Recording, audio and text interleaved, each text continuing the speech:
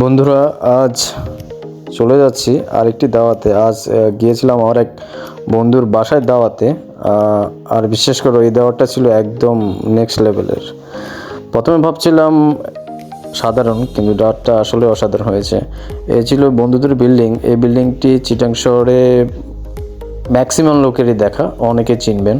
চিটাং শহরে ঢুকতেই এই বিল্ডিংটি পড়ে, সবার চোখে পড়ার কথা।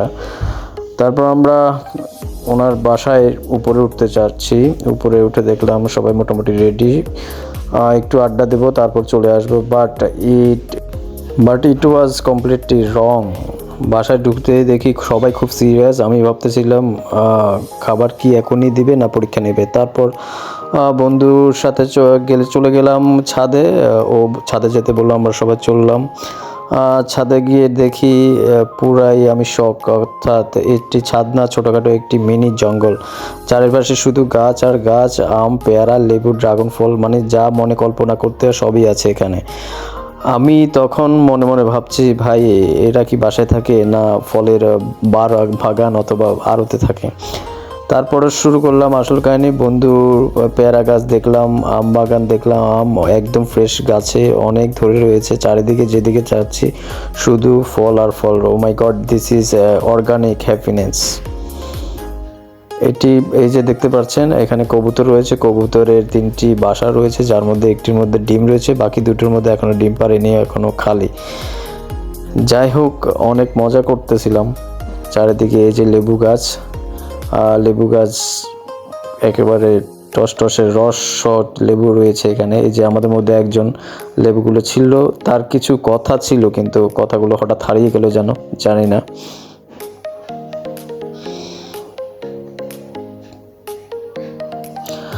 অনেকক্ষণ ছাদে ঘোরাঘুরির পরে বলল, চলো এবার বাসায় যাই। অর্থাৎ ডাইনিং টেবিল আমাদের জন্য নাকি অপেক্ষা করছে। আমরা সবাই তারপর আস্তে আস্তে প্রস্তুতি নিচ্ছিলাম খাবারের জন্য। অর্থাৎ ডাইনিং টেবিল আমাদের জন্য রেডি হয়েছে। আমরা একেবারে ছাদের উপরে রয়েছি, দেখতে পাচ্ছেন অনেক সুন্দর পুরো চিটাং শহর এখান থেকে দেখা যায়। একেবারে এক একজন এক এক জায়গায় পয়েন্টে পয়েন্টে দাঁড়িয়ে রয়েছে, দেখেন একজন উপরে একজন নিচে।